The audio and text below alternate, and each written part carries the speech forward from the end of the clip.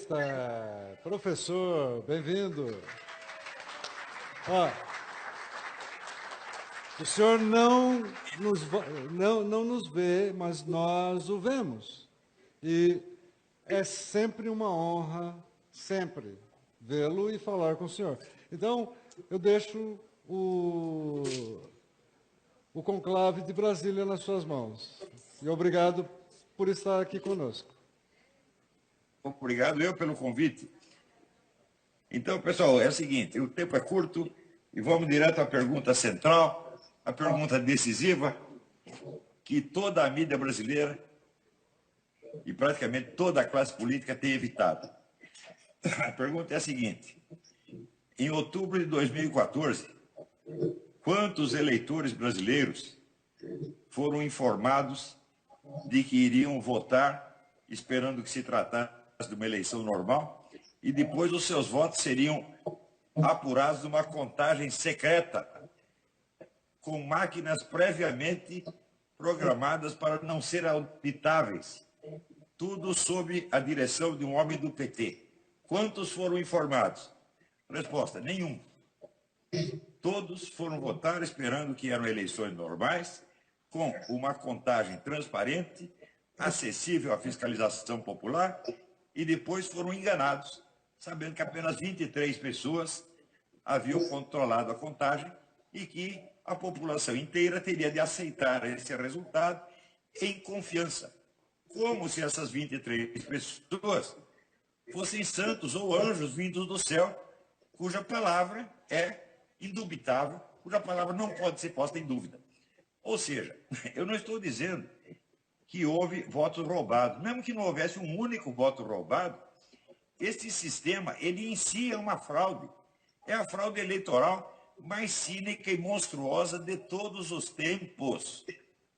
E, por ter levantado esse tema, o nosso amigo Dalma Forcini levou pedrada tudo quanto é lado, foi difamado, achincalhado, e, no fim, a questão da fraude eleitoral foi jogada e empurrada para baixo do tapete, e o pessoal se concentrou no impeachment. Não que o impeachment estivesse errado, mas o impeachment é um esquema demorado, é uma tática demorada, complicadíssima, e que depende, sobretudo, da classe política. Qual classe política? A mesma que havia ocultado a fraude eleitoral. Então, isso é, passamos para os bandidos a decisão da situação. Então, é claro que somos a favor do impeachment, porém deveríamos ter feito uma coisa muito melhor e muito antes, que era impugnar as eleições, fazer novas eleições e processar criminalmente os responsáveis pela ocultação da contagem. Ou seja, a direção do PT e mais o TSE inteiro. Era isso que tinha que ser feito. Agora, nós sabemos, assim, existem criminosos que confessam crimes menores para ocultar os maiores. Agora, o que nós estamos vendo é o contrário. Estamos vendo vítimas que se queixam de um dano menor para ocultar o maior. Ora, o que significa roubar dinheiro público comparado com você roubar a condição básica da democracia? Comparado com você roubar o direito mais elementar do cidadão de escolher os seus governantes numa eleição limpa e transparente, na qual ele tenha a capacidade de fiscalizar a contagem de votos. Se você já roubou o sistema inteiro, transformou-se nesta fraude monstruosa, pode levar o dinheiro junto, aí já não importa mais.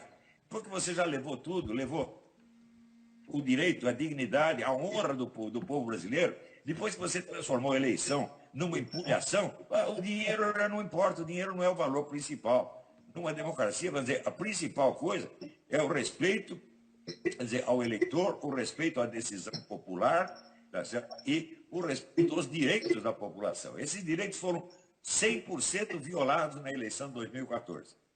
Então, esse conclave, assim como outros que já foram realizados, ele tem por finalidade restaurar na mente da população brasileira o verdadeiro senso das proporções do que aconteceu. Nada do que houve no Brasil, nem mensalão, nem petrolão, nem BNDES, é mais grave do que isso, gente.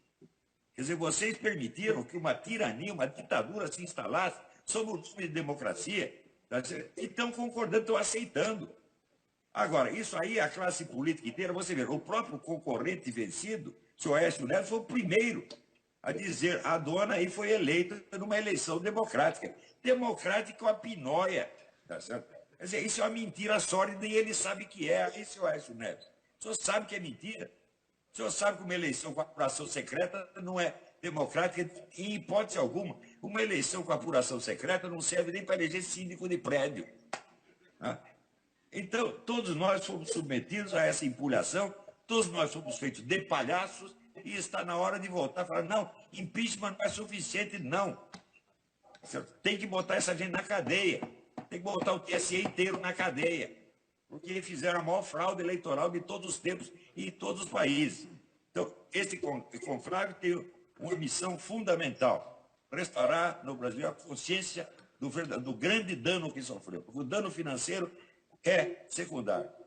O dano, vamos dizer, estrutural, a destruição da democracia é a coisa básica. Então é isso que eu tinha a dizer. Muito obrigado, gente. Professor, conosco está o deputado Jair Bolsonaro e a Beatriz Kisses também está aqui conosco. Então, eu gostaria que o deputado também participasse dessa discussão, que é uma coisa única. Ter os dois aqui juntos no conclave é fabuloso. Não? Eu acho que... Olavo, se me permite, eu prefiro te ouvir do que falar. Okay. Só que aqui a minha audição está muito ruim. Eu espero que vocês tenham me ouvido claramente, mas eu não estou ouvindo praticamente nada do que vocês estão falando. Está tudo... Olavo, eu acho aqui que a maioria deve concordar. Estamos aqui muito mais para ouvi-lo do que para falar. Captou aí? Capita? Capita? Olavo, é o Jair Bolsonaro. Oi, tudo bem? Teu aluno, ainda... né? Quase que eu te mando pagar umas 10 flexões aí para tu acordar, Olavo. Olavo, só no Brasil mesmo. Me permite aqui, tá? Olavo conhece bastante a história, é uma pessoa que é a maior responsável, em especial, junto à juventude, para que essa garotada acordasse para a realidade política brasileira, acordasse para o problema, né? Acordasse para o fato, para onde estava indo a política brasileira. Olavo, o que tu acha de um grupo, naquela época, que o pessoal chama de ditadura, né? Chamado Ação Popular Marxista-Leninista. Eu vou repetir aqui. Ação Popular Marxista-Leninista. Você acha que esse grupo poderia contribuir para a democracia aqui no Brasil, Olavo? Responda aí. Não, esse grupo, ele surgiu de um truque criado pelo governo soviético no tempo do Nikita Khrushchev, que era se infiltrar na Igreja Católica e criar grupos com aparência católica, mas, na verdade, manipulado pelo governo soviético. E a Ação Popular começou assim, parecia católica no começo. No fim, saiu do armário e disse Ação Popular Marxista-Leninista. Basta isso para ver que é um grupo fraudulento desde a base. Quem quer que tenha pertencido a esta coisa, ou ele confessa os crimes que cometeu, ou confessa a empulhação que foi toda a sua vida, ou então é uma pessoa que nós não podemos confiar de maneira alguma. Então, os órgãos principais eram a AP e o Partido Comunista Brasileiro.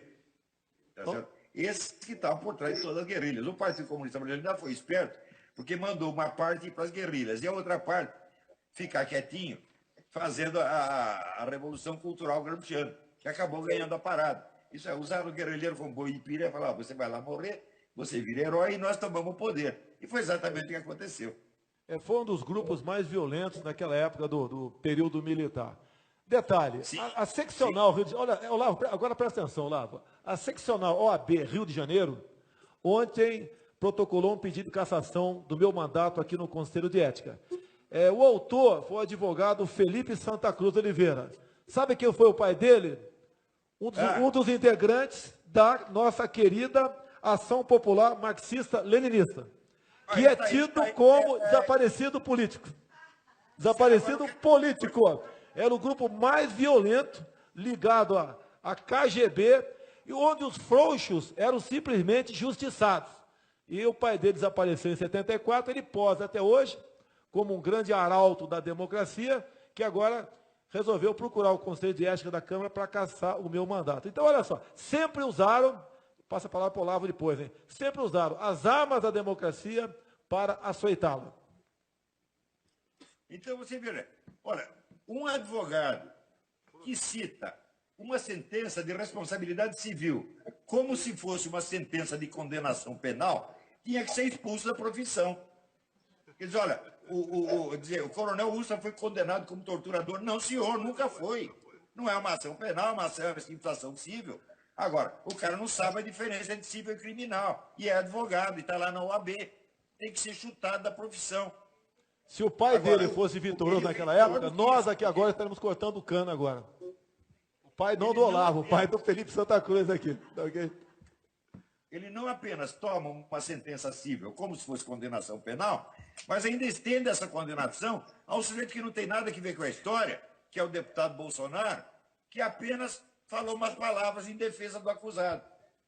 Então, quer dizer, nós estamos vivendo aqui no rei da justiça da rainha de copas, tá entendendo? Está todo mundo louco. Agora, Olavo, é importante a tua palavra, porque isso aqui não vai ficar só nesse ambiente aqui, isso vai sair.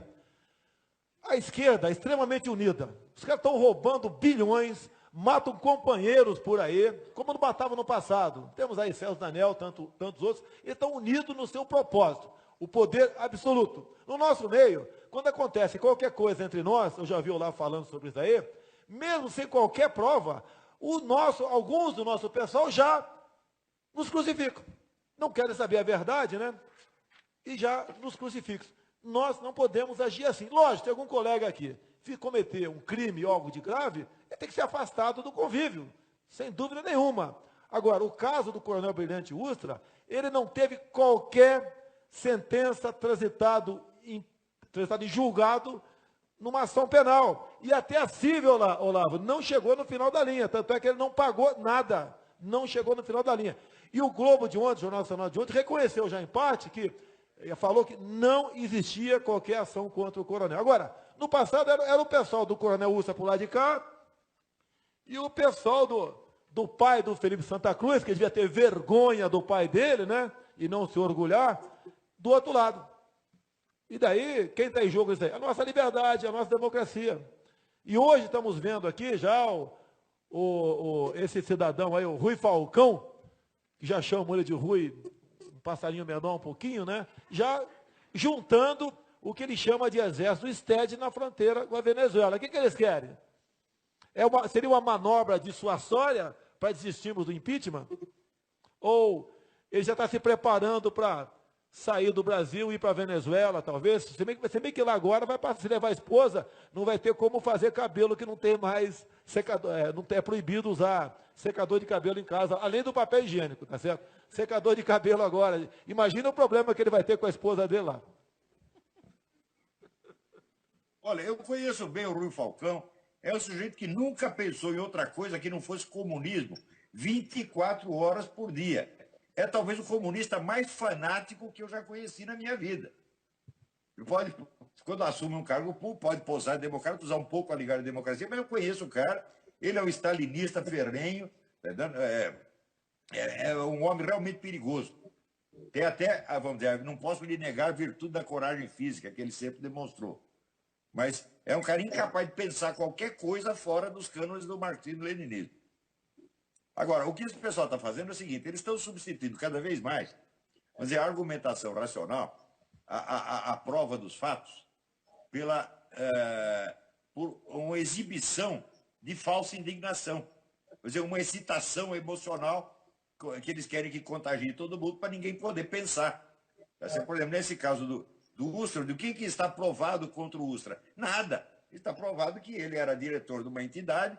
Se houve algum dano praticado dentro dessa entidade, ele é responsável civilmente, ele tem que pagar a indenização. Está certo, mas não quer dizer que ele foi o autor dos delitos e nem que ele mandou alguém cometer os delitos.